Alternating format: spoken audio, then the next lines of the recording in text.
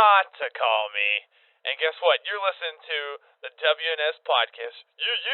You're listening to the official Wrestling News Source podcast. For all of your information, go to WrestlingNewsSource.com or check us out on Facebook by searching WrestlingNewsSource.com or WNS Podcast. You can also find us on YouTube, Twitter, Stitcher, and iTunes by searching Wrestling News Source Podcast or WNS Podcast. Now being broadcast in over 45 different countries, here are your hosts, Daniel Herron, Tyler Abear, and Doug. That's right. What's up, everyone? I am Daniel Herron. I'm Tyler Aber. I'm Doug. We welcome you to episode 193 of the official podcast for WrestlingNewsSource.com. For all of your information, go to WrestlingNewsSource.com.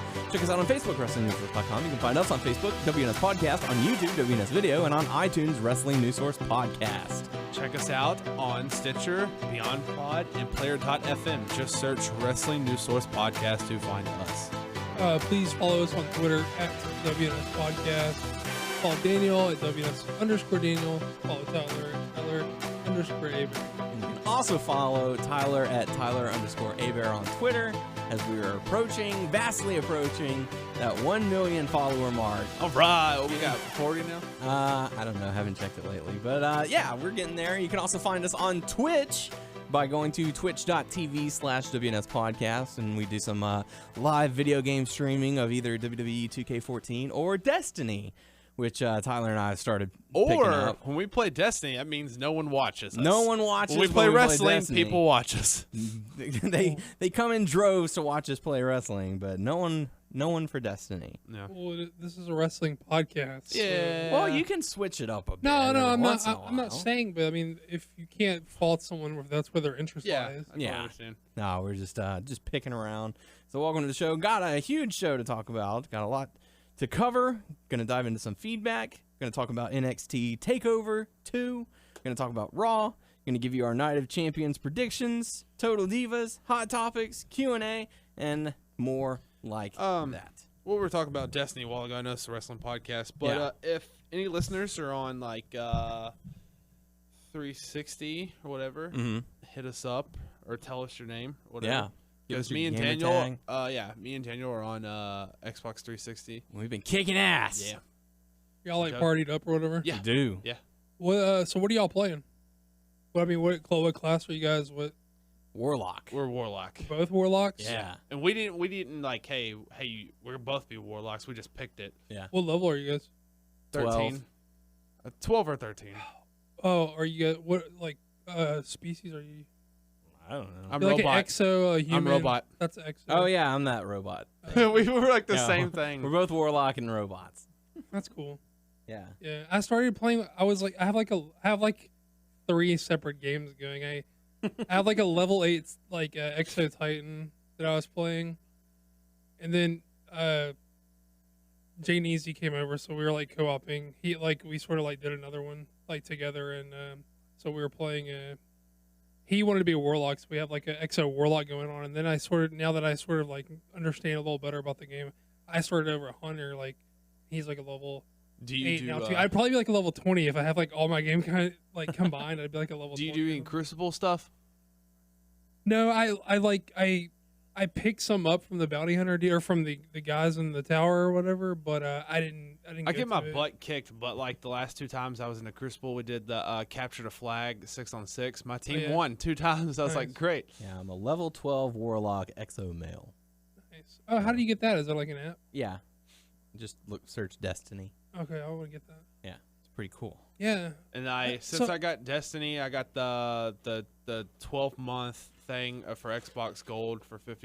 And I also got a mic. So we Did y'all can got talk. Did y'all go ahead and get the expansion pack already? I did not. I did. What's like $40 or something? Mm-hmm. There's actually going to be 2 expansion packs. One coming out in a little bit, then one in 2015 sometime. Yeah, I got the season pass. I didn't know it was going to cost that much. Whenever I went to go pick up the game, I was like, hey, let me get the shirt. And he was like, would you like to get the season pass? I'm like, yeah, sure, why not? Oh, they sell you on And- a lot of shit. Yeah. I was like, yeah, sure, why not? He was like, okay, cool. It gets you the, He just rang it up. it gets you all the DLC and all that. Yeah, he told me. And then he was like, okay, it'll be, because I got the shirt to go with it. And he was like, okay, it'll be like $60-something. And I was like, no, I already reserved and paid off the game. He goes, no, dude, the season pass was $40. I'm like, what? I'm like, all right, whatever. I don't care. I saw, yeah, like the guy asked me whenever I was, when I just happened to see it on a piece of paper on the desk, and I saw it was like $40. I was like, he's gonna ask me about that. I was like, not today, though. I do. I'll get it later. The stupidest shit or whatever. Like, we'll be going to the tower, or we'll meet up to people and they're standing right there, and me and him will just go around and start dancing and stuff like that. Do you have like a party name or whatever? Y'all have like a thing? Like a clan? Yeah. Or like a guild or I no? set one up for WNS podcast. It's Oh, not really? cross-platform though. That's what sucks. It's not. Oh, that sucks. Well, I mean, it would be cool if it was. I doubt that it is. I would I was assume that it's well, I know not. that Rooster Teeth has one, and they're pretty big. So I think it might be just open to anyone, but I don't know. No, what I mean, like, we're not going to be able to, like, No. meet up cross-platforms. No. Right. That What- kind of sucks. What sucks is also when you go to like the moon or Earth or whatever, you can't. If you see another person, you can't really kill them. Yeah. Even though I know it's a dick thing, but I just want to go up to him and like force push him or whatever. Not force. I say like I'm like a Jedi. The stuff where I can Yeah, get him and like melee. disintegrate him or whatever. Yeah, melee 'em.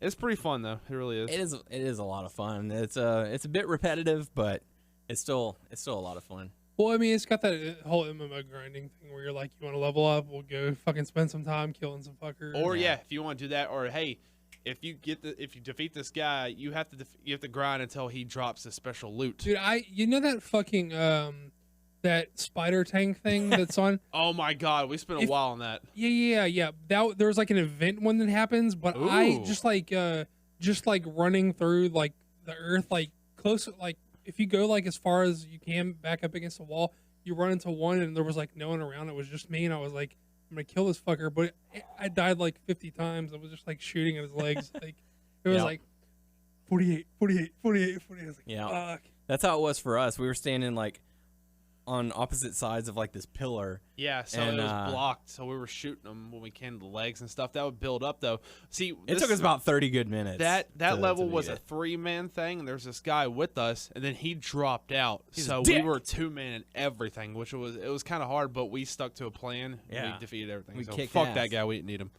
That's Well, right. let me ask you this, because there's something I don't understand. Maybe you guys can help. What's the deal with? Okay, some of the armor is rated. I've got armor that's 4 levels lower than me that's rated higher than the armor that I've got for a higher level. Does that make sense to what I'm saying? Do you understand what I'm Say it saying? again. Okay, say I've got, just for instance, say you got like level 1 armor that's rated higher than level 3 armor that you have, like something that you have to be level The 3 to have. stats. Yeah. So how is that possible? Also, like guns, like I will see like I'll have like a gun that I need a higher level to be, but like the stats are worse than like lower levels. It's weird. I don't It's get just it. How it is. I don't get it. It's just It how is. it is. What type Do you of just armor? always pick the whatever the highest number is? I do. I technically don't at times. Do you right compare now, or whatever? I compare what I do right now. I'm not keeping any white armor. I'm trying to go for green, which it has more stats on it. And The you can get more uncommon strength. stuff. The uncommon. Now, if you do stuff in a crucible, if you're higher winnings, whatever, you can get blue. That could be rare armor too. I'm trying to go for blue so I can have higher, decent armor. Yeah. So you compare. You don't just look at the number. I try to keep all the green ones, and then I compare them from there. And then if you fight with like a gun for a while or whatever, you can upgrade the gun. Yeah. You can Whatever upgrade a gun. whatever Or armor, armor. Whatever armor for me is the highest is the one I'm going to wear. Well, see, the tricky thing is that some of it's maybe a little bit lower, but it gives you like boosts your intelligence or Yeah. your strength Yeah, or whatever. yeah. So whatever for armor, whatever happens to be the highest rank, that's what I'm gonna wear. But as far as weapons, whatever I'm enjoying the most is what I'm gonna use. Like I'll get a high level sniper rifle, but I suck at sniping, so I'm not gonna use that. See, those get me fucking weirded out too, because I've got some like 59 ranked like sniper rifle, but then when I compare it to something that's like a 40 something, it's like Mm-hmm. not. It doesn't balance. It's weird. It's like I don't weird, know. yeah. I don't. I agree. Also, like I'm such an OCD fuckhead that like I don't want to. I hate like. Do you get rid of your low level shit? Oh yeah. Yeah, I do. I want to keep it all, and I know that I can't. There's not even enough spots, but I'm just like I don't want Go to to get the rid tower and put some in the storage. of. There's not like that's like 20 extra spaces or something. Yeah. It's like no way. It's weird. I don't know. Just get What- rid of all your weak stuff. That's how you get some extra cash. By the way. Yeah. You dismantle it. I mean, it's harder. I mean, like I have enough glimmer. I think I need some whatever. What's the V thing? the what's it called? Vanguard. Vanguard. Yeah, I need Vanguard. I'm doing bounties right now, like just grinding it out, trying to get some Vanguard. Mhm. I have a bad habit of when we're in middle mission, people are like, I'm going off like, hey, there's loot right there. Like, and Daniel's like, Tyler, we have to fight this guy. There's loot in here though. These guys are shooting me. Give me some backup. Like, I'm getting this loot first. So for those of you who are listening who have picked up Destiny, and for those specifically who have picked it up for the Xbox 360, Hey, welcome to the Destiny podcast. Yeah, we're switching it sorry. up this week. No, but yeah, let us know, and who knows, maybe you can join in our fire team and stuff like that. And if you got it for the PlayStation 4, let Doug know so y'all can gang up with him. Don't put my shit out. I don't want to be on a. I don't want to be in a clan if it's not with you guys. I don't Well, want. you just should have gotten it for the Xbox 360. Hey, why would I want? Why should I buy the inferior version? You guys up there? Oh, that's true. That's true. I was thinking about it, but Yeah. I Well, decided not hit to. Sushan up when you get a chance. He'll play with you. Yeah. Well, I mean, maybe let me know if you're someone we talk to. I'll probably play with you, but I don't want some random message from someone we've Hey, never I heard talked to. this. I thought this was a wrestling podcast. We are talking about Destiny. Hit me up, dude. Yeah, I don't even know you, but okay. Yeah. What's his name? Dag? I mean, if it's someone we know because we talk to him all the time, sure, Right. let me know. We'll play. But if I've never talked to you, I don't know. Don't message me about that. Yeah. Yeah. Cool. Not only did I put it on the internet, I put it on our YouTube page, WNS Video, for you to Sweet. check out how Tyler and I play Destiny. Oh, I talk trash the whole time on there too. I curse like the whole time and like. It cracked me up when we first started playing because you're like, oh, I can't curse. My parents are here. Are Oh, I in the said living I room. was like that. They're outside, and I go like, "Fuck this guy." I said it out loud. I was like, "Oh shit, they're right there." Because last time I said that, my mom was like, "Tyler, stop that." What kind of assault rifle do you prefer? You like the Pulse? You like the Fully, the Semi? What's or the one where like is it Scout? pulse or is it fusion where you shoot them with electricity and it'll disintegrate them and stuff? That's like secondary. That's the Yeah, Pulse he rifle. uses that all the time. Yeah, I fucking can't stand that. I like that one. He I hate charges it up and just blasts people Like away. this motherfucker. I do that, and then I always go. I'm a For dudes melee with person. shields, it's I'm like, a fucking melee person. Like he like may shoot him from back there. I'm like, I'm going up to his fucking face. I'm gonna fucking kill you. Yeah, I'm. dude. I got to I started my third game. I started with a hunter, and he melees with a knife, but he can, like once you upgrade, he can like throw the knife too. It's like Oh wow, I that's saw that. cool. That's pretty cool. Yeah. And yeah, pretty good bonuses and Yeah. stuff. So I'm enjoying the Warlock. It's pretty cool. what do you use for primary mostly? Probably just my, assault rifle. Just I was thinking fucking heavy machine I got gun. some. well, yeah, that was because I was running out of ammo at the moment. I wanted See, to when if it- I just now got my heavy like weapon bonus, and it was like, you want a heavy machine gun or you want the rocket launcher? It's like, pfft, of course I want the rocket launcher. yeah, See, But it I had a kinda weak- sucks. I had I a hate weak it. rocket launcher. Now, like, I got a green machine gun. I was like, fuck yeah. See, I have no problem like hanging back and picking people off from a distance. Tyler over here is like, I'm gonna go melee everyone, and then he's like, oh shit, I'm dead. Then I'm like, well, crap, now I have to come and revive you and hope that I don't die. You should snipe them, dude. Yeah. No, see, I'm not good with sniping because like you have to zoom in too much, and I'm not good at And that. then we got a kick because we were like, now we're like 12 or 13, so we're going to like the first level. We're like, these guys are fucking easy. We're picking off all the level 2s and Yeah. 3s and getting all the points for beating it on hard. Well, I've got like 3 level 8s. If I had just put it on one game, I'd be like a 24 or some Yeah. shit. So we need to It's fucking dumb. get into this podcast instead of talking about Destiny. Sorry, because sorry. that way we can get done with the podcast, go home and play Destiny. So there you go. So welcome to the show. As we're 14 minutes in. That's current event ish. It is. It's It very is. Yeah, current. yeah, I agree. So it's something good to talk about. So yeah. So we had a lot to talk about this week. Gonna dive into some feedback that we got first. First bit of feedback we have is from Parker saying congrats on 2,000 subscribers on YouTube. So thank you. Thank Thanks you. to all Thanks, those who are Parker. listening. Thanks, Parker. Would love to Yeah, see. thanks for everybody. Parker Lewis can't lose. Yeah. So would Love love to that see show. more of Love that show. the 2,000 subscribers participate a little bit more in our videos if y'all could. That'd be awesome. So yeah, so if you've subscribed to us on iTunes or Stitcher, we certainly appreciate that as well. We can always tell because sometimes iTunes doesn't upload according to plan. iTunes is fickle. We don't know when it's going to upload Fickle. the episode. Sometimes it's right away. Sometimes it's like 6 days later. Sometimes it's 2 weeks later.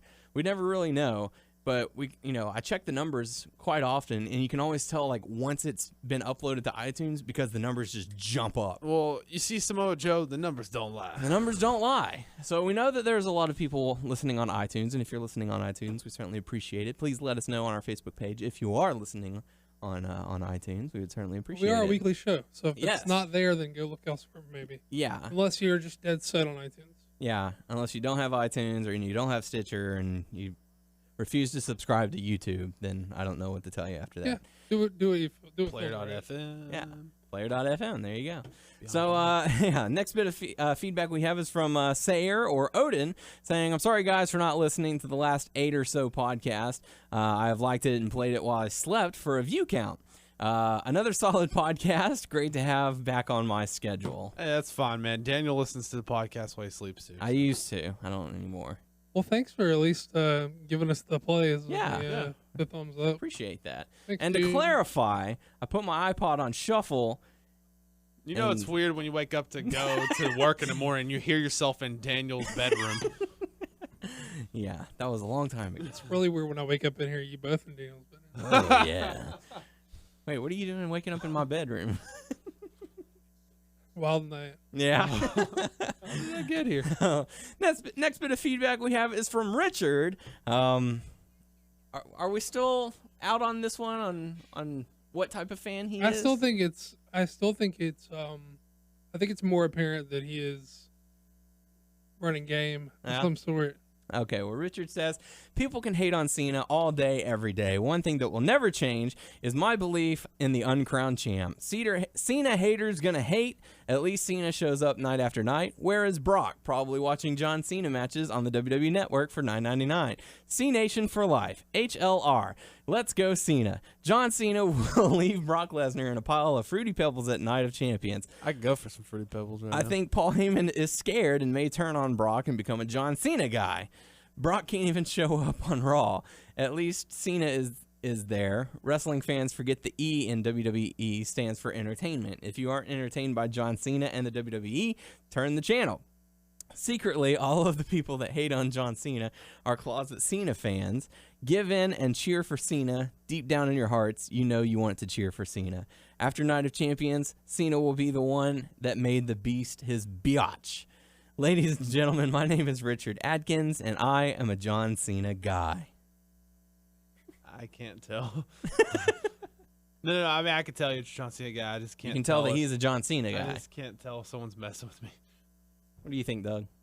I mean, I think it's somebody running game. I think it's someone who either was. I'm waiting for the So- Cena is love, Cena is life.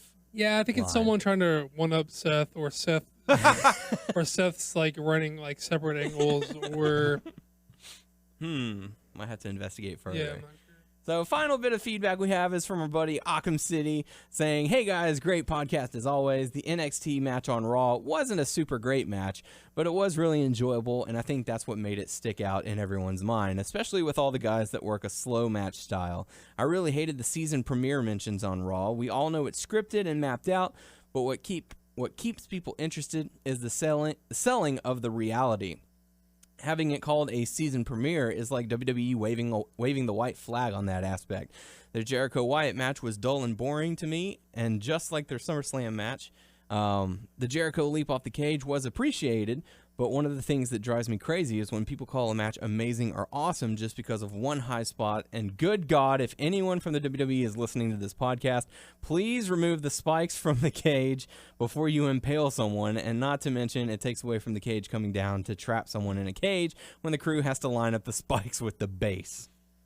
So thank you for that feedback. Yeah, I agree with most of what Occam City is saying. I can see how the season premiere stuff would be a problem for some people. It didn't necessarily bother me. It didn't. I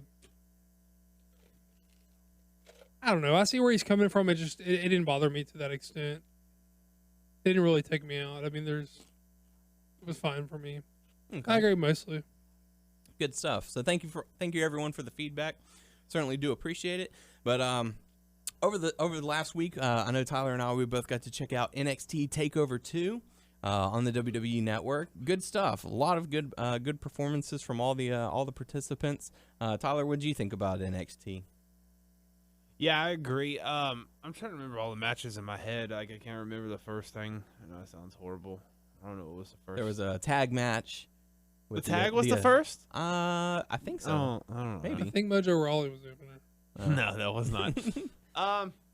Yeah, to me, since I guess it's a smaller place and a more intimate feel, it had like a different feel to it. Like how the people came out with like their music and like how people reacted to it. It's like this is totally different, you know, and how like the announcers or commentators put them over and all that stuff. I have a new guy that I really, really like. Yeah. It is oh crap, forgot his name is He's your guy and you don't even know his name. Amore. Enzo Amore. Yeah. That guy like was he How like you doing? is like a would you count that like a kind of like an Italian or no, that's New Yorker. Yeah. I don't know what you do. Maybe Brooklyn. I don't know. I don't know the Northeast like how accents or how he talks and stuff and like how like he wants to fight. I don't know. I really dug him. Yeah. And the leopard print on his head. All the pictures I've ever seen of him, he just looked kind of crazy. Yeah. Or like goofy what he wore and stuff like And you're that. a fan of it? Yeah, Good stuff. I am, and how he talked and And people were definitely behind him. Oh yeah. Yeah. Well, you know, like you said that it's an intimate environment. The crowd gets it because they're there, every single week, so that they get to go and just cut loose, and it's on a college campus, so even more so a reason for the crowd to be rowdy. Yeah. Good action, a lot of good matches. I enjoyed the tag match with the Ascension and the what was it, the Lucha Dragons, or what? Yeah. What were they calling them? Something like that. Something similar. I don't know. But it was a scene. I like them, but there's something I don't like. I don't know what. About who? The Lucha Dragons. Yeah. Dragon Lucha, whatever. Okay. But yeah, I mean, we got to see a lot of good action, some good matches. I liked oh my gosh, Bailey versus Charlotte. I liked that match. They put on a good match as well. The women's division is just something else over at NXT. It's sort of like, it's owned by WWE, but it's like its own product over there, which I know is it's good. like different and like I know you got to create your own path and you got to do what you can do and learn their stuff. But I feel like a lot of those guys are not going to make it on the main roster. I hate to say that, but there's some people that are determined to do that, and I believe that they can. Yeah, and it's sort of, you and I talked about it a little bit before we started the show. It's sort of like they're told, hey, here's your gimmick, make it work. And, if that happens, maybe we'll take this another step further or something. But one thing I was confused about, remember the Enzo versus, it was a French guy. I don't remember. I don't know, but like it was like whoever loses will shave their head. Mm-hmm. Well, the guy that was with the French guy, I guess he's French too, they never shaved his head. Yeah. But when they found him in the back and they had a towel on his head was shaved. That was the secret formula or whatever that was in that bucket. It like just disintegrated his hair or something. Yeah, that's. It was kind of hokey. It's a little hokey, but I feel like that's what NXT is. It's sort of a a gimmicky, fun, action and environment, whereas the WWE is more of a quote reality based, environment. I know I'm gonna say this name wrong. Kenta came out and his new name, damn it. Hideo Taomi. Sorry if I get it wrong. Kenta. Kenta. Until I remember it, he shall be known as Kenta. Doug, did you happen to hear what it was? I believe it's pronounced Hideo Tomi. Hideo Taomi, that's it. Okay. Oh. And he will be in action next episode. Yeah, this Thursday. So good stuff. So I have to check that out. So all in all, NXT really, they delivered once again. They have been, top The main notch. event was great. Yeah, they've been top notch every time they've put on these special events. And that kind of makes me wonder, like, with the hype that is going into it, should the WWE maybe take up something similar to it? Like, I know they're trying to get money with their pay-per-views, once a month, but should they shrink it down to maybe, 8 a year or 6 a year? Just make it, a little more special for people to tune in and be like, you can't miss this, because like I I'll be honest, I don't watch NXT on a weekly basis, but whenever they have one of their special events, I'm like, I'm watching this because I know I'm getting some good products. Every now and then when I get on the network. Yeah. But it's just like, I know I'm going to be getting a good product. Can you say that about a WWE pay-per-view? It's kind of hit and miss. Yeah. You know? So, I don't know. You know what you remind me of? What do I remind you of? A person who doesn't get hyped, they stay hyped.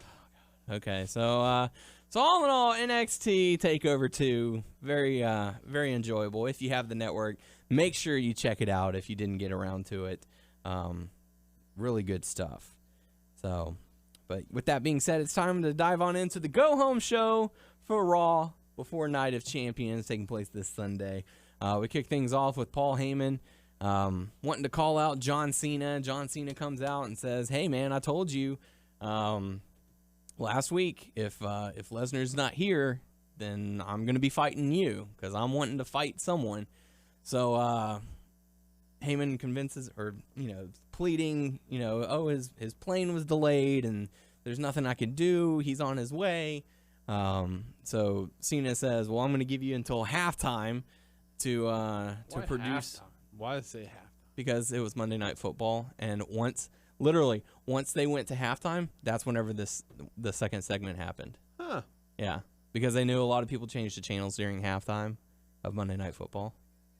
So yeah. So Paul Heyman gets dragged to the back by John Cena, kind of bullyish, I would say, or very forceful, you could say, and thrown into John Cena's locker room, where he then proceeds to get the Great Khali to stand dormant at the door, preventing Paul Heyman to let anyone out. So, what did you think about this opening segment there, Doug? I wasn't feeling it. I felt like it was sort of felt like crossed wires. Felt like they, for a couple of weeks ago, they were sort of like teasing maybe some, maybe teasing the loss they got to John Cena's head, and maybe they were gonna,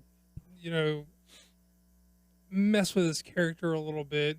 That, a lot of people have been sort of clamoring for that sort of stuff, and they sort of hinted at it with the whole "I'm gonna sue if you don't give me my rematch," that whole Triple H thing, and it seemed like they were gonna hint at it or touch at it again here, where because he said that he, if Brock wasn't there, he was gonna take it out on Heyman himself. So, but that's not really what we got. So, I don't know. It's sort of seemed sort of mixed up to me. I don't think if he's not gonna, it's sort of hard for me to talk about this or my feelings about this without including the middle segment. Well, we can include the middle segment. Okay.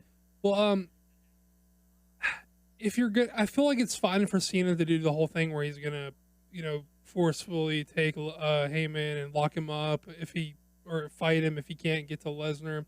If you're gonna follow through on the, we're gonna, mess with Cena's character a bit, make him seem maybe more edgy or maybe less like a true blue good guy that a lot of people seem to want. I feel like it's fine to do that, but ultimately, that's not really what he ultimately stopped. He didn't cross the line ultimately. Right. So it was sort of like this weird amalgam of making him edgy but keeping him true to his values, and also the Heyman stuff I didn't like as well. I know a lot of people will just blame Cena for this sucking, but I didn't connect with the Heyman stuff either, because if Heyman knew all along that he could just call his bluff, then why didn't he just do that in the opening segment? Right. You know what I'm saying? That didn't meet up for me either. And plus, I just felt like this was definitely not your A-game Heyman stuff. This was pretty weak. He resorted to your sort of lowest level, insulting Cena by saying the kids are the people who cheer for you, which is such low-hanging fruit, and I expect so much more out of a guy like Heyman. Yeah. And, I just don't understand why it just seems so sort of lame that the comment that crossed the line with Cena was he said that he didn't have any testicles, and that just was so sort of lame for me. Yeah. I felt that was lame even for Heyman.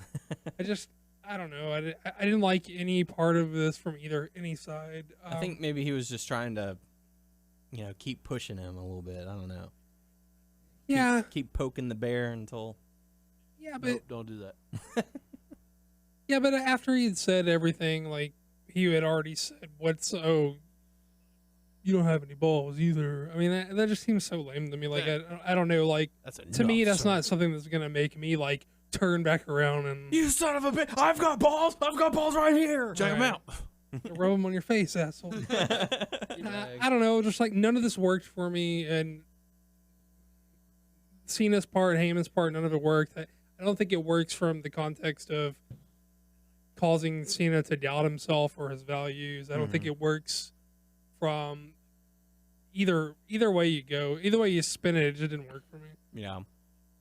And also, one thing that didn't work for me was the bodyguard, the Great Khali. Not only did he fail his job by letting Paul Heyman out of the room to try and make a phone call, he also let a cameraman in the room, and then he broke private property by smashing Paul Heyman's phone. What a terrible bodyguard. What a terrible doorman. I don't know. I felt like he did a pretty decent job. No. Did a good job. I don't know. He is the not so great Khali. I don't know. He's a very great collie.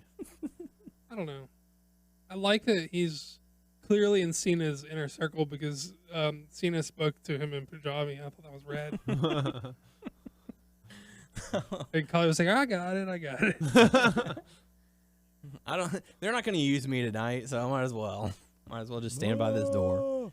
So we kick things off. The first matchup, Chris Jericho versus Corporate Kane for whatever reason. I guess Kane wanted to try and soften Jericho up for Orton before their match at Night of Champions.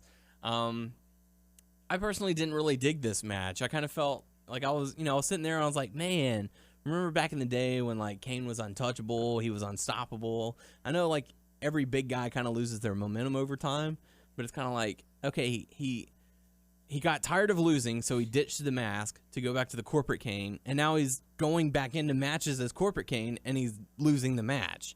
So it's like, what was the point of the switch to the Demon, then back to Corporate, like from Corporate to Demon, back to Corporate? It's just, I don't know. I wasn't feeling this matchup. Yeah, I mean, Kane has never had a lot of appeal for me, so it doesn't bother me. I'm not like, oh god, they really fucked him over by cutting the knees out and not presenting him as a monster anymore. Like, I don't care because I just don't like him, but I don't know. I mean, yeah, they've been like really inconsistent with how they book him, and I can see how that could grate on someone. It's just, for me, I don't care because I'm not a fan.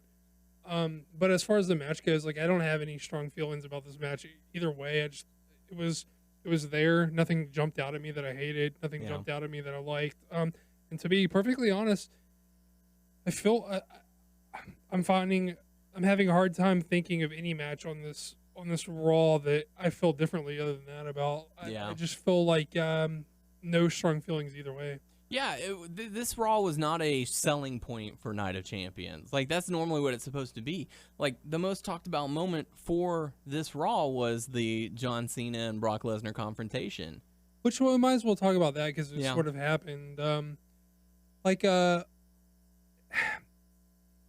would like to see Cena bring his punches in a little tighter whenever he's going to do a pull apart with Lesnar.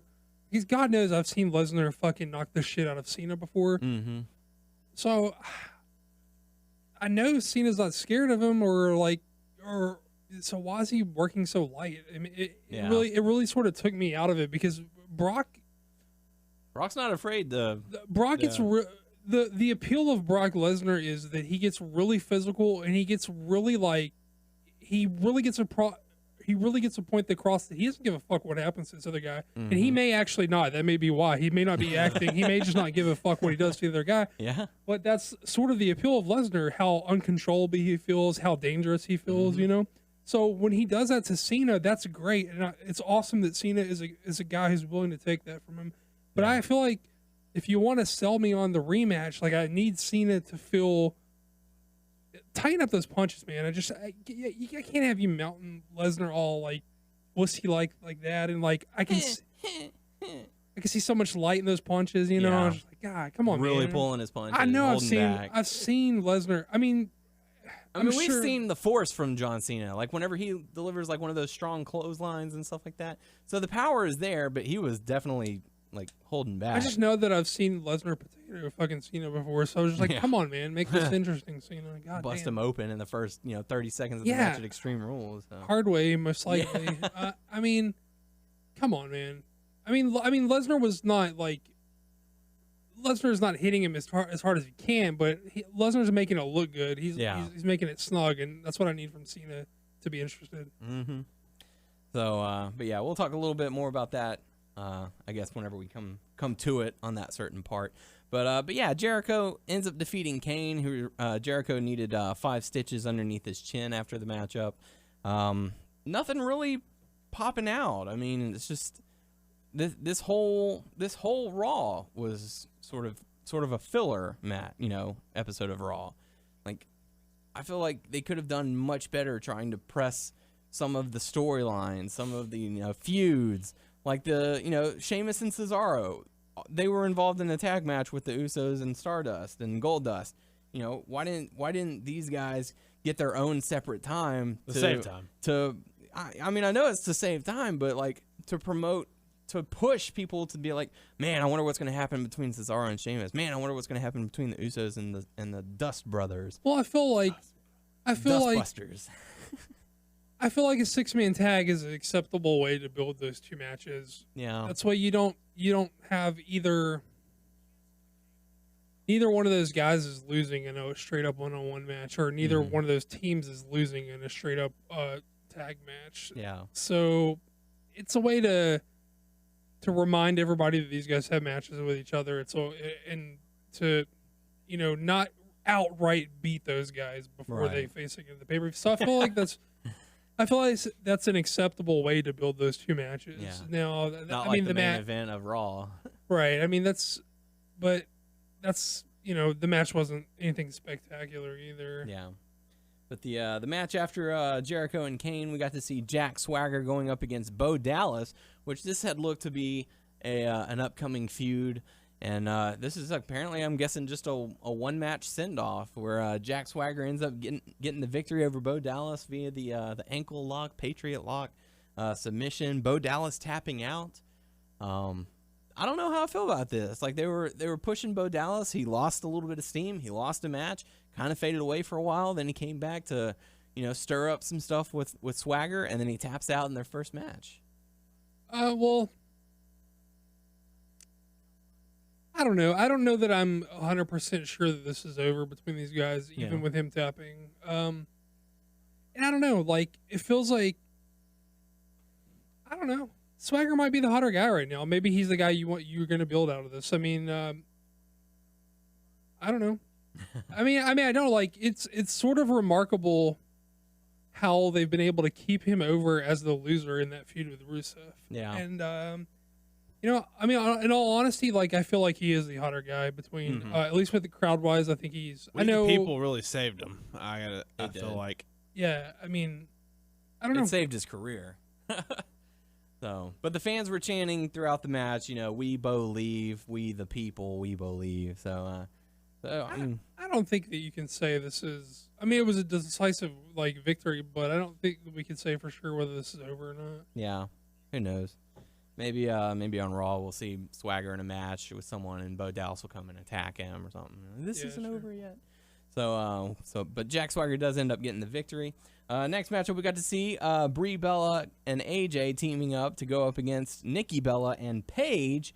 This was a very short matchup. Paige and Nikki end up getting the win. Nothing really to come from it. I mean, Nikki does her little finisher to Brie, and that's pretty much it. Yeah. And Brie and Paige was skipping around the ring while AJ was skipping outside the ring.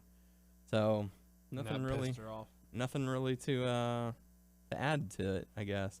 But yeah, after that we got to see Khali destroying Paul Heyman's personal property, like the not so great Khali that he is. Then we got to see Big Show going up against Bray Wyatt. Pretty sure Heyman stole that. Nah. Wait, so this phone. I thought Big Show and Bray Wyatt's gonna be on the pay-per-view. That's what you thought. So doesn't look like it's going to be happening. Yeah, what can you do, though? But I don't know that those guys compliment each other. No. In ring, I don't think they compliment each other. Mm-hmm. So, but Big Show does end up getting the victory thanks to a disqualification after Harper and Rowan decided to attack.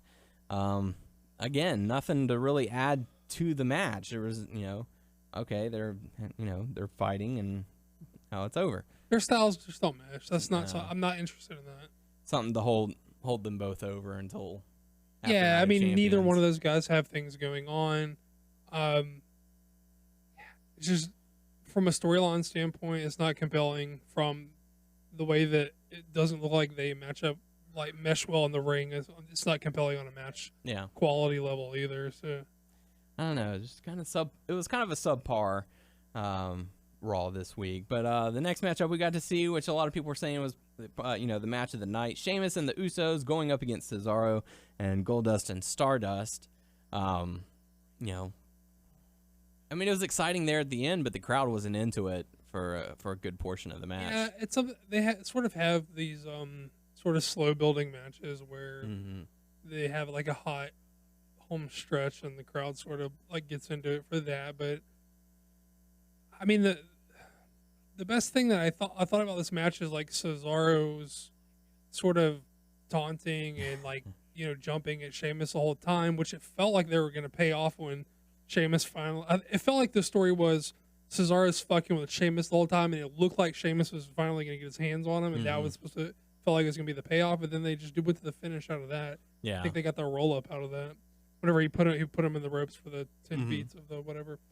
If I remember correctly, I may be fucking that up. But didn't Cesaro try and do that to someone? I want to say he did. Yeah, he did it like facing. He did it from the outside of the ring, facing it at Sheamus, like fucking with him.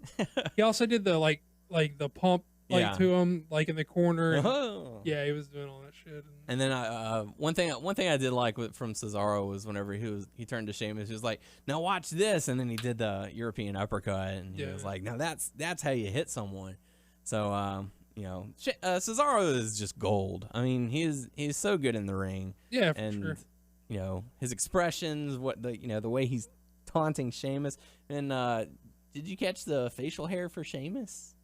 It's I don't know if he's growing it out or what, but it seemed like it was kind of half-assed. I didn't pick up on it. Because he's got like the chops kind of stuff, but it also looked like it was kind of just doing that. It was just going in weird directions. I don't know. But maybe it's like long and it was sort of like fucked up from like getting pushed around or something. Maybe. No, that was whenever he was coming down. Oh, you mean like it's uneven? Yeah. Very, very strange. It's fucking hard. It's hard for me to even up my sideburns and shit. Yeah. Wow, this video is still going. But yeah, I mean, and one thing it threw me off for a second was whenever they panned over to see Sheamus as he's standing in the corner, and he's got that big black spot on his chest. I'm like, oh my God, look at that bruise. And then I'm like, oh wait, no, that's the face paint from either Goldust or Stardust. So, I'm super, super, super annoyed with Stardust. Really? Like I could not be turned more off by it. Like, it really feels to me like they were like, "Hey kid, like show us you like have some charisma," or he was like, "Hey, put me in this and let me show you that I have some." However it came about, it's fucking awful. It really, really, like Goldust is so fucking good at what he does. And and Stardust is just like so like he's like playing like he's just being as annoying as he can, and he thinks that's like charisma or whatever. Yeah. It feels like he's being as annoying as he can, and he thinks that's charisma or whatever. Like Goldust just has like natural charisma, you know? Right? It's just so like, I couldn't love Goldust more, and I couldn't dislike Stardust more. It's like just so like, Yeah, it's I don't know. It's really bad. Come on, like if this is like his opportunity to show that he has charisma, come on, he's not capitalizing. Tell me he was better when he had when they were, well, it was just Cody Rhodes and him. Yeah, I like him better as just like a fiery like. Or when he was by himself and he had the mask. Well, I didn't know what he looked like under that mask, but I thought No one knew. I thought That was the appeal. peak Cody Rhodes has been right when they hired Goldust back and he quote unquote got fired so he could take his honeymoon Yeah. or whatever. That was like peak Cody Rhodes. That was the highest popularity he had ever seen. It's the highest it's the best he's ever been. Fuck popular. I don't care who doesn't like it other than me. I'm saying that's the best he's ever been in my eyes. And I don't give a fuck if everybody in the world likes Stardust. I can't fucking stand it. It drives me crazy. I'm gonna get Daniel a Stardust action figure. It's bad. It's bad. You guys, come on, dude. I agree. Yeah. I mean, come on, Daniel. You fucking nailed the fuck out of the Bellas over how bad their fucking shit is. Come on, you gotta say this is almost as bad as Bella shit. In terms of like, bizarre, he's nailing it because it's like, what the hell is he doing? But yeah, I'm not buying Well, into they're it. trying to say, it's not like cool or nuanced. He's just being annoying. He's just like, Yeah, I agree. Annoying is not charisma. I mean, I guess they were like, hey, guess what? We're going to make you like your brother. I guess you can get successful like that. Look, No. you're not working. Your brother is. We're going to try and do what he's doing, but we're going to switch it up a bit, and then it'll work, right? No. No? Aw. Hey, guess what? We can make it work if we bring Dusty in and make him like, no. like you like Goldust. He'll be polka dust with circles all over his face. Polka dust. you watch y'all's horse mouths. Y'all don't ever talk about Big Dust like that again. And I'll be your huckleberry all night long. So yeah, so Sheamus and the Usos end up Big Dust getting is the a victory. saint, motherfuckers. Which brings us to the Cena Lesnar brawl. Paul Heyman, like Doug said, was sort of antagonizing Cena, calling his bluff. Saying, "Come on, man, hit me." Why not do that from Jump Street? Like if you, Yeah. I don't know. Maybe he was just intimidated at first, but then he knew that Lesnar was there or something. I don't know. But yeah, whatever. So next They up, didn't have known because Kali took that phone out. so next up we got to Decisive see victory. Cameron versus man. Naomi, and just Which has to be playing into, doesn't see us, they has to be playing into Total yeah, Divas. they played a clip from it, and Because usually they're like, oh, this is, they're going to fight. This is from Total Divas, blah, blah, blah, blah, blah. we'll bring it back in when you come. Doug's So, tripping. yeah, Balls. Doug be tripping. Before you go, let's get your thoughts on this Cameron Naomi matchup, because I thought it was awful. Yeah, it wasn't good. Yeah. Yeah. Okay. That's all. You can go. Okay. All right. Don't Well, trip. like y'all are looking for more. Well, I put the trash can back inside. Say more, Doug. Say more. I don't know. Yeah. I don't know. It Say wasn't good. something while nothing on you. So all right. So yeah. So this matchup, like you said, it did play into Total Divas. They showed a clip where she was talking about wanting to go to NXT, and Naomi was like, "I can't believe you're gonna do that. Why would you? You're not even thinking about us. You're thinking about you. Well, that's fine.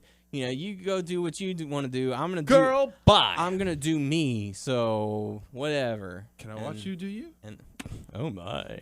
So yeah, that prompted a match, and Naomi won, but it was god awful the way that it was done. Cameron doesn't apparently know how to pin correctly. Doesn't know that her opponent. She's innovative. She She's innovative. She doesn't know that her opponent has to be on her back with her shoulders down. Is that the rules? Yes, that is the rules. Or is this the new thing? No. That, hey, guess what? I can still pin them. Her. Their chest is on the mat. Yeah, You can be stomach down, no problem. I'll pin you. What would be hilarious So terrible. if she got on there like she's on her stomach and she got like trying to lift the leg up that way and like Ow! she wait. won't go. This isn't bending the right way. What's going on? So yeah, that was just so bad. And the ref was like, "Count what?" Because she's like, "Count it, ref, count it." And it's just, ugh.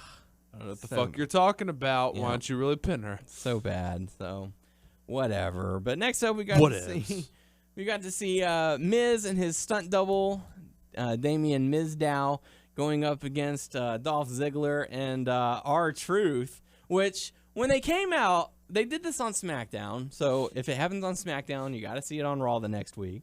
So Ziggler comes out, R-Truth comes out. They come out at the same time. They both, they both do their little jumping up, and they both do Dolph Ziggler's entrance where he jumps up and down, and then he wiggles his hip. They're both wiggling their hips and moving their hands out to the side.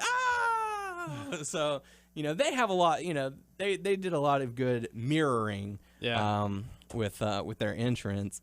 But the one thing I did not like about this matchup was the commentary. The commentary was so annoyingly distracting. Let me guess, JBL. All of them. Oh. Because, okay, it's fine. Oh, look, it's stunt doubles. Ha, ha, ha, we get it.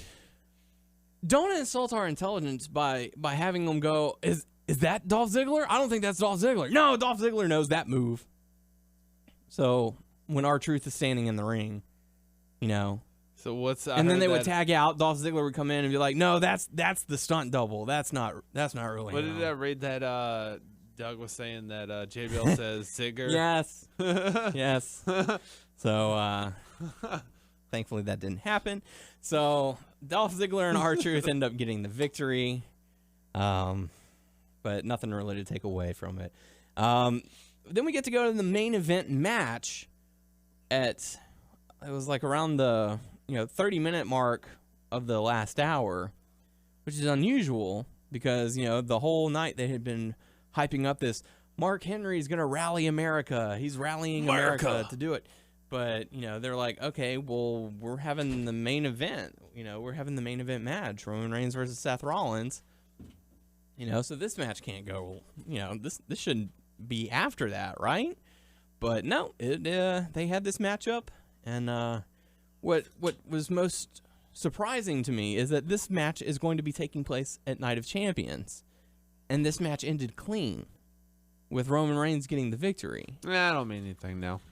I mean, these days, no, it doesn't. But I don't know. Doug, what do you think about Roman Reigns and Seth Rollins? I mean, nothing more than what you just said. Like, why would someone tune in for the pay-per-view or buy the network to see the pay-per-view on a match you already gave the finish to on free TV? I don't know. Yeah. I don't know why this had to happen. Very, very strange, very unusual, and even more unusual was the lovely hand sign that was shown as Roman was making his entrance. Just a giant fist and this going on. So very interesting. I didn't see it. You didn't see it? Oh God! Did it look like a dick? No, I mean it was Roman Reigns' hand and another Roman Reigns hand, and it was just doing that.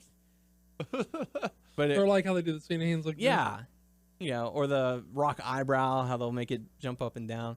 So you know what I would do? Just looks so inappropriate. You know what I would phallic. do if the camera I was above the guy, like above the hand, I would be like. Like I know you can't see what I'm doing, but like showering the audience. Yes. You're doing an eruption. Tyler's from the saying power. he wants a comeback. Yeah. Lock and load. So yeah, very strange. My God. just to me that's fisting. Yeah, quite a bit. So yeah. So we got to see a pay-per-view match on free TV with Roman Reigns getting the victory. So we'll have to see how it pertains into Night of Champions as they fight again. So after that, we got to see Mark Henry come out to rally America to say, we're gonna beat Rusev. We're gonna be victorious. America's gonna win. America, that's right.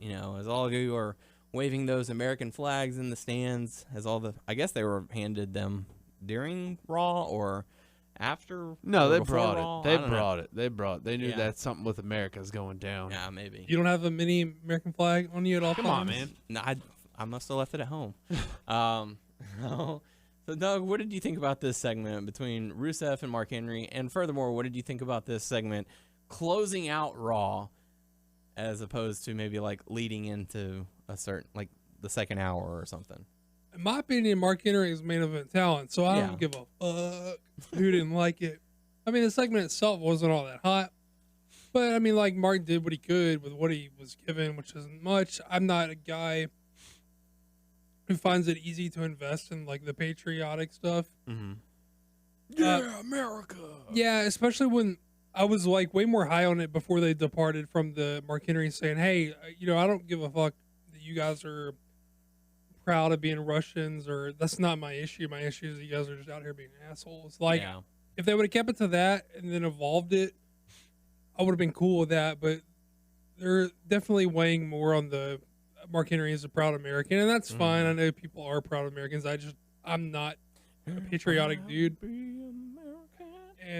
But they didn't take into consideration all of their viewers overseas in the UK, also, up north in Canada who are watching this, who are like, I do not care about this. Right. Unless they're like, America, yeah. I mean, I care about Mark Henry a lot. I think he's one of the best things they have. I think Rusev has been built like decently well. So I'm not disinterested in the match. I just don't necessarily like the build to get here. Mm-hmm. I felt like Henry's like looked sharp in what they've given him to the extent he's able to get that over. I don't have any strong emotional attachment to the we want you to be patriotic stuff they're sending to people. So love your country. It's not going to work for me. If you don't like this, you're a terrorist.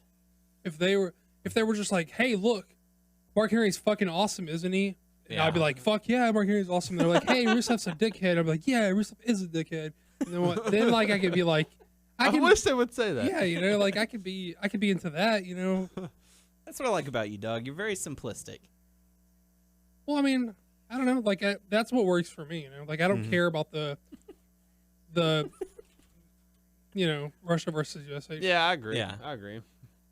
Have it a feud over people, not country. They could have started there, like I said. I mean, I'm repeating myself at this point, but if they would have just stayed on the track that they were on. If Henry was like, "Hey, I don't care that you're proud to be Russian, but you're just out here acting like an asshole, and I'm out here to stop you from acting like an asshole." Yeah, and if you want to do something about it, I'm right here. Right.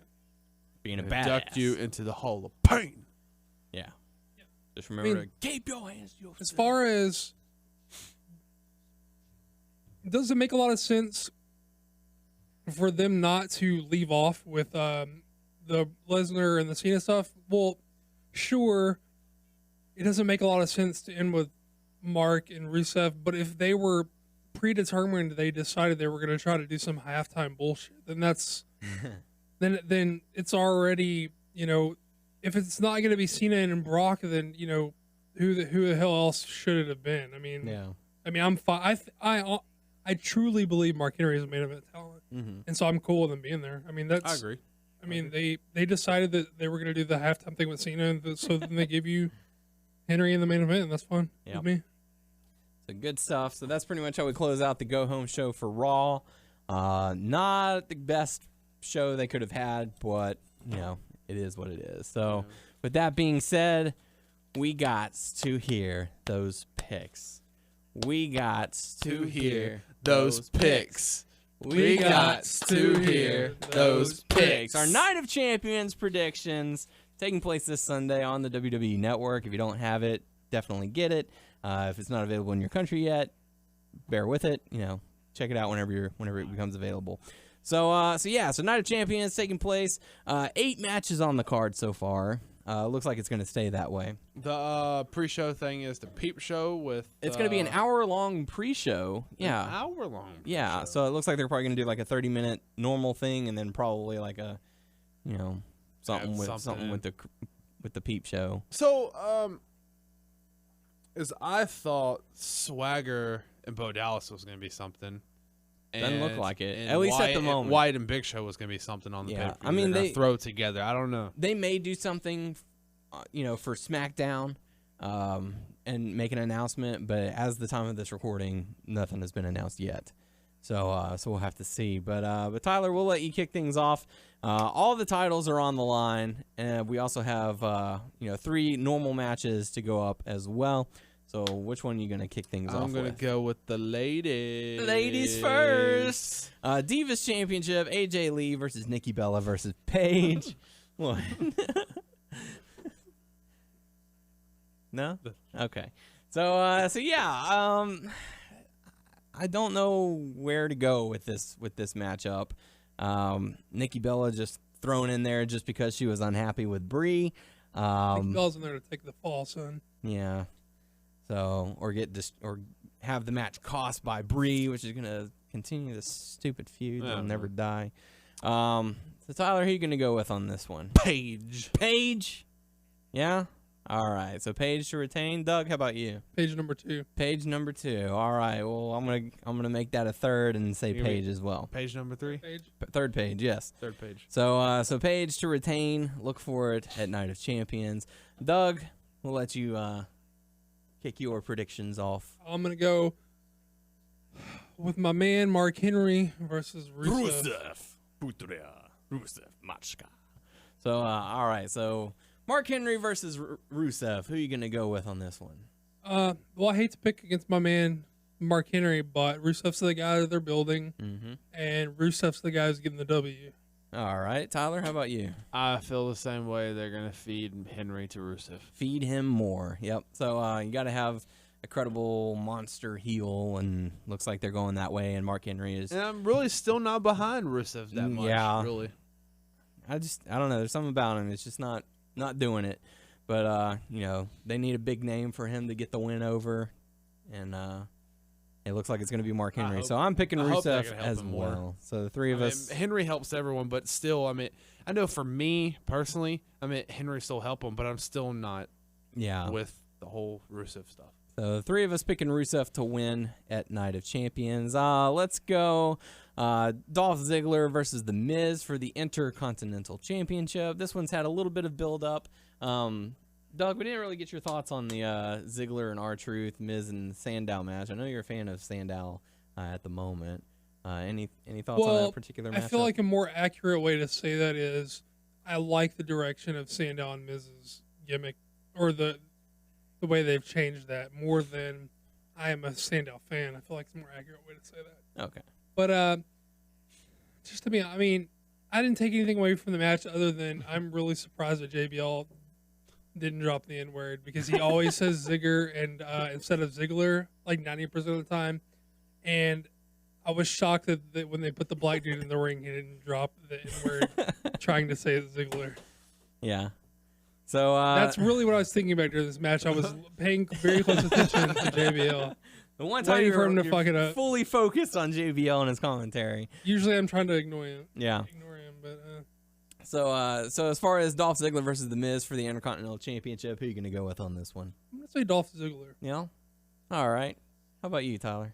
I don't know. Hot shot the belt to Ziggler. Yeah. Miz, they could do the same thing, but Ziggler. Ziggler? All right. I'm going to go with Ziggler to retain as well, playing it safe. No, keeping you should it not with you play it guys. Oh, yeah.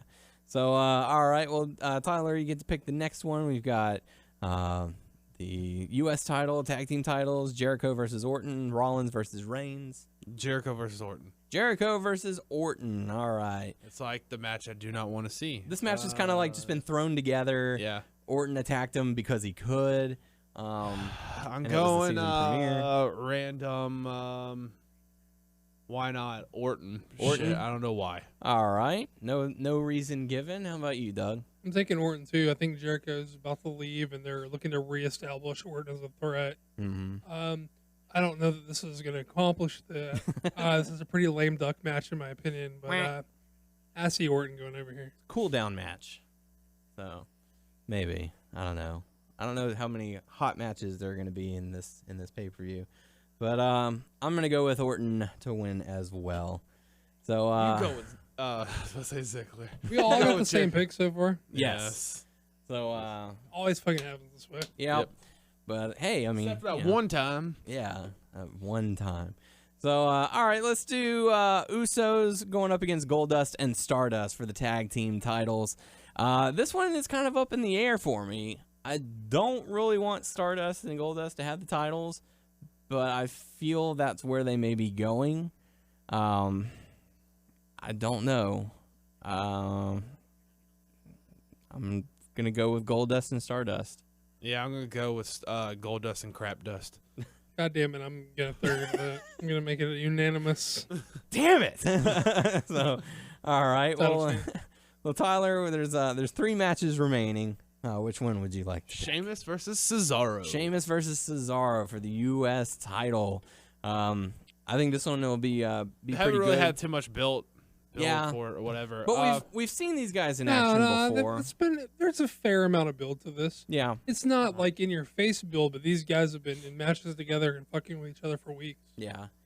And they've had their matches in the past. So I'm gonna go the opposite with what my head is telling me. I'm gonna pick Cesaro. Yeah? Yes. I'm gonna pick Cesaro too. Yeah, that's what I was going to. Well, son of a bitch. I guess I'm going Cesaro. No, you're going as well. Sheamus. No, I'm not. Sheamus. I hope Cesaro pulls it off. I'd say I'm hoping, but my head was like, I feel like they're gonna keep it on Sheamus. Yeah. But I want Cesaro. They want him to be a longer lasting champion, but I mean, give the belt to Cesaro. Why not? Yeah, might as well. So, all right. They need to. Doug, how about the next one? We got Lesnar and Cena, Reigns and Rollins. Reigns, Rollins. Reigns and Rollins. All right. So, this one's had a, I guess, bit of build up. I don't know.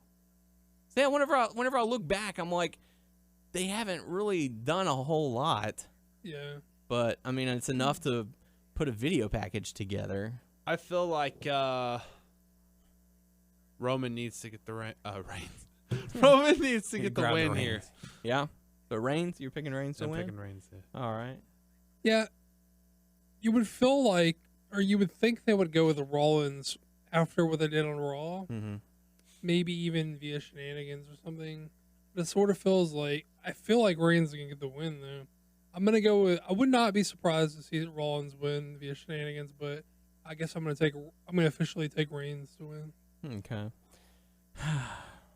I feel like this is the toughest call. Yeah, it is a tough one. Stop trying to get in my head. You don't know where I'm going. I'm actually I don't know, because I want them to, you kind of want them to build Reigns because it seemed like that's where they're going, but it seems like that's died out a little bit lately. Well, if Fisting has not died. No. That's alive and well. If they still intend on him being the man at WrestleMania, he kind of has to get this win. I don't think that they can afford any speed bumps in the road, even if it's a fuck finish where Rollins cheats his ass off. Mm-hmm. I don't think they can afford to waste the amount of time, even if everyone in the Authority comes out to cheat for him. I feel like that's still a speed bump, Yeah. I feel like he's just got to steamroll, until he gets to someone bigger. Or what if Dean Ambrose returns and attacks Rollins and gets him the win via disqualification? I mean, I think that's a possibility, but I don't know. I'm gonna go Reigns. I don't know. Make it rain. I mean, he's supposed to be back the Raw after, isn't he? Right. So I wouldn't be surprised to see him at the pay-per-view. Mm-hmm. Daniel, I wouldn't even be surprised to see Authority come out to cheat and then Ambrose out to help Reigns or whatever, Yeah. But just go with your gut, Rollins. Why are you doing this? you're gonna push him to say Rollins. He's gonna say Rollins. He's gonna win because he's gonna be the only fucking. See, that could help you, or it could hurt me. Yes. And you're hoping it's gonna hurt me, don't you? 50-50. I know, it's a coin flip. Screw it. I'm gonna go Reigns. So all three of us picking Roman Reigns. One for all for one. Might as well. If we're gonna be right, let's be right together. If we're gonna be wrong, let's be wrong together. So final matchup: Brock Lesnar, or should I say Brock Lesnar, going up against John Cena for the WWE World Heavyweight Championship. Rematch of SummerSlam. Who's the guy earlier who liked John Cena? Or who? Richard Atkins. I know he would go John Cena, but I'm going channel Richard Atkins. No, I'm going for Brock Lesnar. Brock Lesnar. All right. How about you, Doug? Brock Lesnar. I'm gonna go with Brock Lesnar as well. So if we win, we win. If we lose, we lose. That's right. So we're guaranteed a tie. Yes. 3-way tie on this one. Good stuff. I mean, there were some ups and downs in that one, but all in all, I'd have to say those were some great picks. Those were some great picks. Those were some great picks. So there you go. So with that being said, and now Total Divas with Doug and Tyler. Mostly Doug. No wonder we call you fat on Twitter. Shut up! I have to say, I feel like a real diva. You are a grown-ass woman. Total Divas time. He was in there. He don't want kids. Let's get into this episode. I don't know what to say. Okay, what does it start out as? It always starts out like that. I'm trying to remember how the episode starts. Let's start with I can't keep a straight face. It's Nikki and John Cena. I don't know what to do.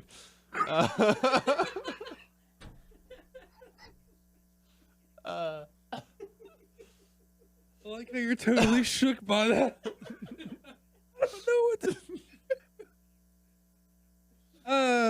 I believe the cliffhanger left off from last week was that John was like, "Hey, what the fuck are these?" Because Nikki was getting her blood work done, I believe, in the house where she's Freezing her eggs. Freezing her eggs because John doesn't want kids. Yeah. And So Bree talked her into doing that in case, down the line she's unhappy that she's not a mom or whatever. And thank you. He basically confronts her about it. He finds, I guess, some needles or something. He thought it was drugs. Yeah, which is At least drugs. If anyone knows what a needle looks like, is that man right there. Alleged? No, I'm kidding. And she I'm tells him I'm sure about he's natural. I'm sure he's all natural. what she wants to do, and she wants to freeze her eggs and all that stuff. And didn't he ask why didn't you tell me before or something like that? Or I think he just felt weird that she was doing it without talking to him about behind his it. back. And I guess throughout the episode, They sort of went to dinner, I guess, to like talk about it or whatever, and he was just like, "Look, this is, I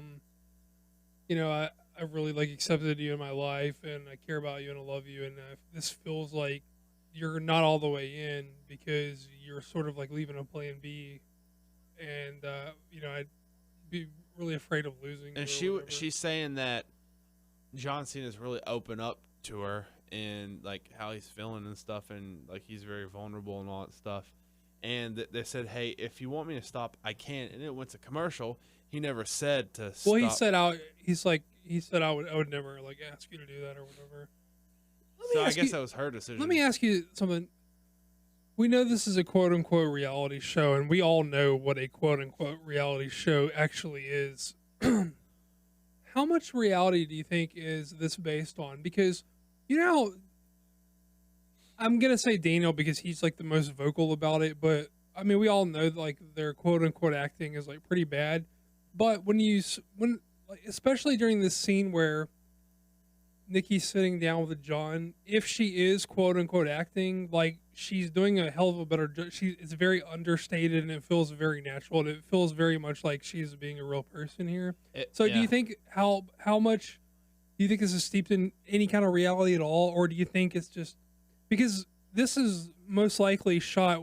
I mean, not most. This is clearly shot well in advance of what we're seeing. On Raw. So I don't know how her understanding of acting would have changed that dramatically if this was some like you stunt can tell a for the difference show. in that and what you see on Raw. I mean, I find it hard to believe that she can understand that her acting should be so understated like here, and that when she gets on TV, her understanding of acting is that she just raises her voice like on Raw or whatever. So do you think there is like any like hint of, is this steeped in any sort of like realness to you? What do you think? Because if she was acting, don't you feel like it would come across as fake? Yeah, like I kind of feel like I know certain things are scripted, but I kind of feel like this stuff is real. Like she really wants a kid, and I feel like John Cena doesn't want a kid. I believe it. I don't know why. I don't know if it's really the truth, but I believe it. Right. I just find it weird because we've been talking in the past few weeks about their quote unquote acting, and even the part where.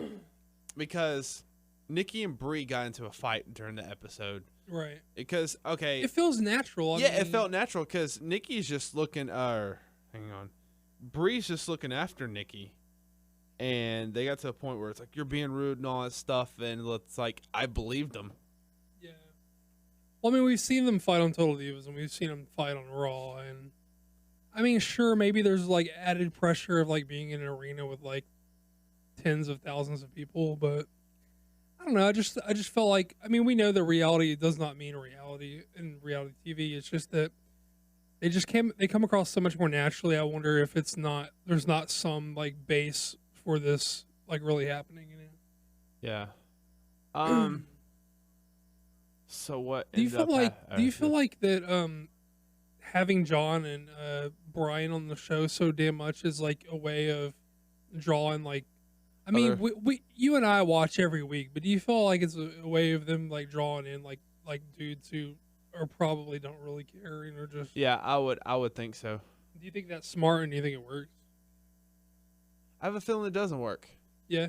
I don't know why, but it's like. Well, I mean, clearly it doesn't work for like Daniel because he doesn't. Yeah, even I know. I mean, even with Daniel Bryan on there, he probably wouldn't still watch it. But like, I just feel like because people are gonna get the hint. It's like, oh, it's all those women, unless they're like, oh yeah, I'm gonna watch this show because they're hot. Right. But right. There's sort of like two sides to that dude coin, where they're like guys who want to watch because they're like women on the show, and then guys who are like saying I'm not gonna watch because it's just a bunch of women or whatever. Yeah. I think it's sort of smart to incorporate like Brian and Cena so much. Yeah. I really like the Brian and Nick, like Brie focused episodes, not because I like Brian, but also because he feels like he's genuine, and he feels so genuine. You yeah. know? It feels like it really feels like what you see is what you get with that dude. Yeah, know? definitely. I mean, I guess we could just piggyback off of that into the Brie and Brian stuff if you want to go there. Yeah. Good. So they're getting a new house, or they bought a new house, and they fight because Daniel Bryan wants 3 things or whatever with like some special water system, solar panels, and something else. A gym. And Brie wants something else, so she gets Brie mad. like wants to redo the whole fucking thing. Yeah, and he was saying, "Hey, we got a budget. We're not redoing the whole house. Do you want to do the whole? You want to do the whole house?" And she said, "I'm not going to answer." He's like, "Yeah, you do." He's like, then he like called her out. It's like, "You're just like your sister," and being just like Nikki right now. Yeah. And then she walked off because she was mad and all that stuff. But he felt genuine with everything, how he talks, and it's just. I mean, they I don't know if it's before or after, but they're joking around or whatever. I think it's after they know about the next stuff. Okay, because it goes into the next stuff where he, right when he had to go on Raw and stuff, and tell him he'll be gone for a while. Just real quick though, speaking of you're being just like Nikki stuff, I like that when Brie, like later on, they cut to Brie and Nikki talking or whatever, and Brie tells Nikki, she's like, you're not gonna believe what he fucking said about me, and she's like, what? And he says, he told me I was acting just like you, and then Nikki was like, what the fuck? I'm being insulted by him, and I'm being insulted by you because you're taking it as an insult. It was kind of awesome. It was funny. So he gets his surgery and all that stuff, but I don't know. There's some times when they were like joking around with certain stuff, like because he has to come back after that surgery. He's talking to the trainer and all that stuff, but they were like, there's this part where they're like, oh yeah, I was like, I need a massage. Or maybe this is before the surgery. I don't know. Oh no, that's when he was coming to the arena first. His neck was hurting him. He's like, before he got the surgery, he's like, oh yeah, I need a massage. He's like, me too. And she's like, I give you a massage. Yeah, I give you one. But I was like, how do you say it? The one that you, the one I'm gonna give you is not gonna help you or your neck or something. I know what you're talking about, but I don't remember what he said, to be honest. But he's so funny. Like everything he says, it just cracks me up. Yeah. I guess the other thing they generally do about 3 quote unquote like storylines of show, I guess. The other is sort of dealing with Funkadactyls breaking up. They had Ariana, like, I guess, be Ariana and holy shit, Ariana and Naomi Trinity. Mm-hmm. They were in a meeting with Mark. Yeah, that's that guy's name. Yeah, you remember his last name? No, I don't know. All I know is his Mark. Yeah.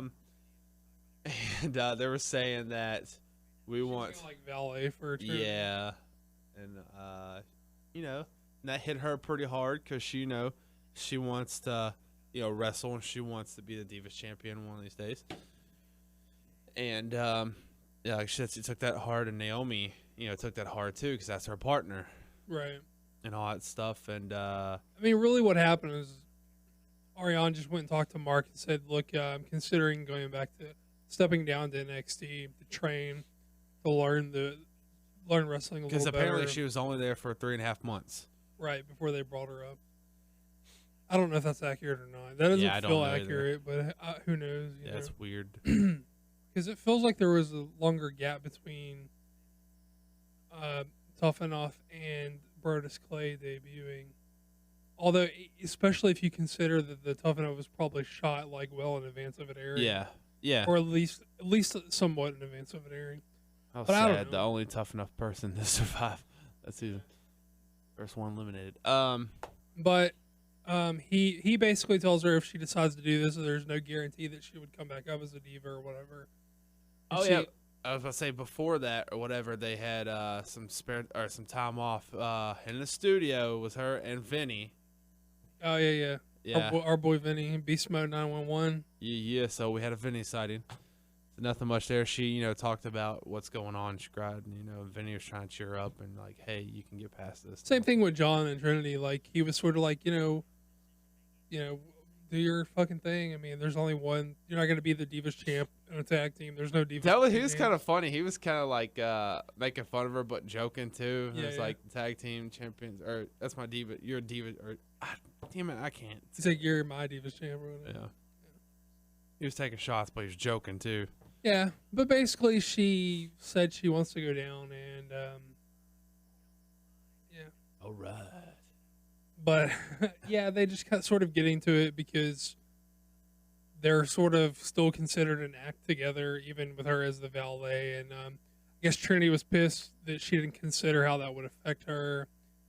And then Cameron felt she was being selfish because she's not considering how it would affect her or whatever, which is a bummer because I feel like, yeah, the Bellas are sisters and whatever, but it felt like Trinity and Ariane were fucking like friends. It felt like they were like genuine friends on the show. Pissed. She's pissed after the conversation when she says "girl, bye," man. She's done. Yeah, I mean, it's sort of a bummer because it felt like they were genuinely friends on the show, and I like their dynamic like as friends. That Trinity would like not hesitate to tell her when she's fucking up, but but they were still cool. See with how each Naomi other, would get pissed if she wanted to go, her partner wanted to go back to NXT, to help. Yeah. And all that stuff. And even though it was like, I'm in this spot, I get the Divas Championship, I'll give you a title shot, and like I'll help you out, and it's like, I know, I guess she wanted to go down and just get better. Yeah, I did see, and I finally saw in this week's closing like montage or whatever what you were talking about last week when you said Natalya was dragging Summer Rae out by her hair out of the car and they were fighting. That looks awesome. I can't wait for that. It feels like there's a real low-key start to this season. Like, the drama has not hyped up yet, and I'm, like, we're just waiting for it to happen. Yeah, I think the only thing I'm not going to like is, I don't know, it just generally pisses me off with the, what's her name? Redhead. Eva Marie and the whole fiancé situation and all that stuff. And because they did mention in this episode, because I forgot who she was there, and she was talking to someone. It's like, a Catholic wedding. Oh, well, you know how like every episode or maybe every couple of episodes they show them all having lunch or dinner or something, and they're all saying like what's going on in their lives or whatever, or whatever. And Nikki was talking about the eggs thing, and Eva Marie's like, "Oh, I understand completely. Listen to this stuff that's going on with me and whatever the dude's name is." And they were sort of relating it. Jonathan. Yeah, and then Nikki's like, "Well, I'm a Catholic, so I'm on your side," and blah blah blah or whatever. So. I don't know. I feel like that storyline's gonna annoy the shit out of me. Oh well. I know it is. I mean, it's all right. I mean, I'm gonna watch it because I like the show. And then they showed holy shit, the new girl that was on the show. Huh? Rosa Mendez, like at the beginning or whatever, the lady that makes like all the clothes for ladies, she like put Jan her or boobs in her Jana? face and stuff like Is that. it Jan or Janice? I don't know. No, Jan's the partner of Mark. I think it's Oh. Janice is the seamstress. She put her boobs in her face, and then they were walking around, and she had like skin tight jeans, and Santino said something about it. That's about it. Well, I think she catcalled Santino. He was he was dressed up doing a photo shoot. She's like, looking good, Santino, and he said, back at you or whatever. Anyway. I check out that ass. Yeah. I guess we're done. Girl, bye. What an exciting episode. So there you go. Thanks, guys. Now we do have some hot topics. Actually, just one hot topic. For those of you who pre-ordered WWE 2K15 for the Xbox One or PlayStation 4, unfortunately that has been delayed by about a month, I believe. But the Xbox 360 and PlayStation 3 versions will still release on schedule. So there you go. So yeah, with that being said, what? So with that being said, it's time to move into the Q&A portion of the show. Your questions, our answers. First question coming to us from Occam City, saying, do you guys think that the WWE has given up on trying to compete with Monday Night Football? I tried to watch Raw and was in it for the first hour, but I found myself focusing more on football games and was checking out Raw between commercial breaks. I guess it depends on how you see the halftime thing. Do you see that as them trying to compete, or do you see that as them sort of relinquishing, like trying to fight them and just saying we'll try and get viewers on halftime? Yeah. Yeah. Which way do you see that? I feel like WWE's not going to give up, but they're going to try. It's like, even though WWE, is out of the league of the football stuff, I feel like, in sort of a sense. I mean, I'm not a football person, but they're going to try their best. Like, yeah, we can steal some fans from them, I think. I mean, look, NFL is one of the most watched programs, in the United States, if not the. So it's really tough to compete with that. It sucks that they have it during your time slot, but rather than trying to take away viewers, you need to try and put on a great product for the viewers you already have, and then through word of mouth, oh dude, Raw's getting so good. Oh man, did you see what happened on Raw? Through that you'll build more viewership, I would believe. Yeah, I'm not really sure. I guess if you made me if you're gonna make me pick, I would say that just trying to steal viewers at halftime would lean more to them not trying to compete, right? Right. That's just my guess. I'm not educated enough in what the fuck NFL's got going on to know for sure. Mm-hmm. So there you go. But thanks for the question, Occam City. Final question tonight coming to us from Seth Rickson, saying, here's my big question. Going into and post Night of Champions, assuming that the WWE books Lesnar strong again and he holds the belt, where do you go with Cena following this? Cena already ended Wyatt as a credible heel, so you likely have to have Cena crush Rusev. The other less likely choices are to have Cena in Cesaro or Rollins bit of momentum, or have Reigns go up against Cena. When will the WWE start booking more heels strongly and not always have their heat crushed by Cena? Well, I mean, they are booking Rusev strongly. Mm-hmm.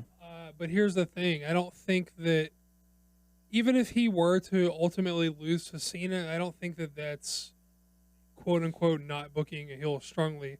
Rusev, I don't have any problems with Rusev, but Rusev is not a guy who I look at and say, that dude's a permanent main event player. Yeah. I look at that guy and say, if they build him right, he can mean something for a while. Mm-hmm. And that's what they're doing with him. I don't think that right now they're just feeding him dudes to make him look strong, to either make another guy off of, or to give somebody like Cena something to do outside of the main event. All right. I don't think it's a terrible thing for Cena to lose to him.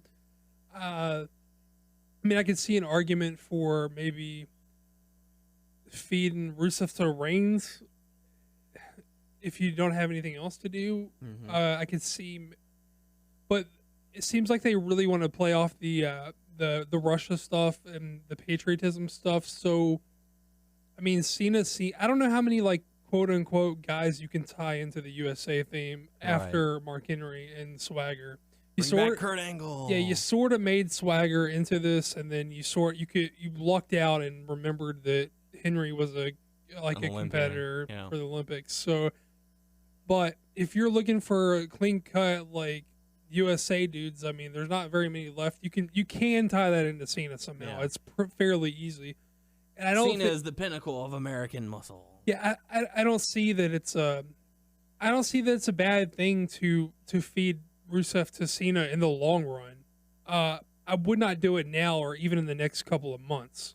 I would think this is like after the New Year type stuff. I would think, because I don't think he's like sufficiently fattened up to mean enough to take Cena off. But I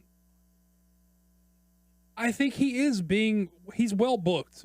Point blank, I don't think that you can argue that he has not been well booked. He's beaten everyone that he's been in contact with. But I don't see him as a long-term player, so I don't think it's a great loss for him to lose to Cena eventually. And if he means enough, then maybe it will add to a big card down the line. I don't know. Yeah. I don't know. I don't know if he is enough of anything to make Reigns off of after you fatten him up enough. I don't know. And they sort of already killed that by like teasing that match that they had on like SmackDown or whatever. It was either SmackDown or like Main Superstars event. or something like that. Not Superstars, main event. That they sort of, I can't remember. I honestly don't remember if they finished it or if Reigns won or what. I don't think Reigns won. I think they did finish it. But I don't know. Booking more heels strongly, I don't know. Who else is there? I'm trying to think. Cesaro. I mean, that's a valid Orton. point. Yeah, Orton's so fucking still. I mean, Wyatt. Yeah, Wyatt. Yeah, but I feel like he's sort of making a point that Cena killed him, and maybe Cena takes a little time off after this match. I don't know. I don't think his question is Cena centric. I just think he means like heels in general. I would agree that it would be a very good thing to book Cesaro strongly, or I think Wyatt's ruined. I think Wyatt has to go away for a while. I think Wyatt has to go away for a while to mean something, or they have to do something drastic with him. Yeah. It just, I don't know. Someone else say something. I feel like I'm babbling and repeating myself now. No, I mean I'm in agreement with you. It's just they don't have that next level top heel. Yeah. It's like all the guys they have are either in the mid card, kind of on their way up, have the possibility, but none of them are ready. The thing about strong heels in the WWE, you're thinking that's some WCW shit. That's some NWA shit. Those are the companies who built those are the companies that were centered around babyfaces chasing heels. WWE, WWF has always been about the big shiny babyface fighting off the monsters and the vanquishing evil. Yeah, they've always booked that way. It's always been that way. Yeah. So I don't know. I don't know where Cena's gonna go after Night of Champions. I mean, it's a toss-up, really. I don't know what they're going to do. He mentions Rollins, and I think that would be good for Rollins and for Cena. Yeah. And for me, because I think they would actually mesh well. I think they'd have good chemistry. I think they've already sort of showed. Didn't they have that match that they sort of teased it? I think so. And everyone's like, hey, these guys clearly are holding back because they have a better match. And yeah, I think a program with Rollins would be fantastic. Yeah. So there you go. Thanks for the question. One more thing that we get to talk about. One little hot topic. Tyler Breeze, Adrian Neville, Sami Zayn, and the Ascension all took part in dark matches prior to the SmackDown tapings. Tyler Breeze lost to Kofi Kingston, and then Adrian Neville and Sami Zayn defeated the Ascension. So there you go. So it looks like these guys are, probably on their way up here in the next few months. So be on the lookout for those. Yeah, what the fuck are they gonna do with those guys?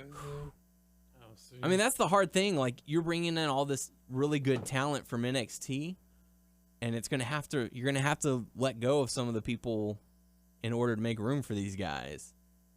So that's going to be really tough to decide, okay, Sami Zayn's coming in. Who do we need to get rid of? Neville's coming in. Who do we need to get rid of? You guys like the Ascension? From what I've seen, I do. I don't see how they work on the main roster. I don't see how they can make them work. Because my understanding, and it's a limited understanding because it's not like first-hand experience, but these dudes compete in squash matches. And we've seen this firsthand with Ryback that you can only get by doing squashes for so fucking long, especially as a tag team. From what I've seen of them, granted it's not a whole lot. I've seen a few of their matches. They remind me a lot of the APA. They're just big brute guys coming in just to wreck shop. But regardless of style, like obviously they're bruisers because they're big dudes. But right. My understanding is all their matches are squash. They're just squashing dudes. Yeah, for the most part.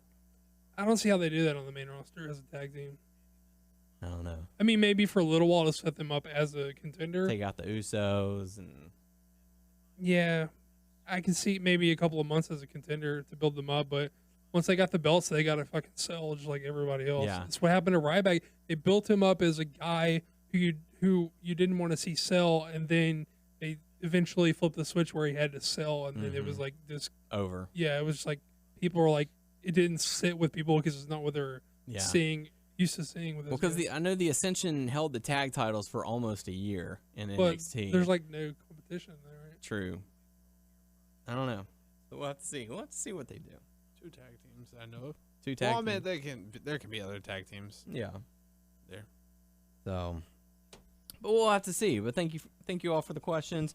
Make sure to submit your questions on our YouTube page, WNS Podcast, or WNS Video, or our Facebook page, WNS Podcast. You can check us out on WrestlingNewsSource.com and WrestlingNewsSource.com on Facebook. And you subscribe to us on iTunes by searching Wrestling News Source Podcast. Tyler? No. Tyler? Do you not want the people to find us? Find us on Stitcher, Beyond Pod, and Player.fm. Just search Wrestling News Source Podcast to find us. Or I don't know what to do. When in doubt, do. Yeah, follow the podcast on Twitter. The podcast. At did I say potty? Podcast. I heard podcast. Podcast. Follow the podcast on Twitter at WNS Podcast. Cut the oops. You need just WNS Podcast. Follow Daniel, WNS_Daniel, Tyler _Abear. Tweet him. Hashtag do. So there you go. For the podcast crew, I am Daniel Heron. I'm Daniel Heron. No, you're not. Say goodnight. Good night.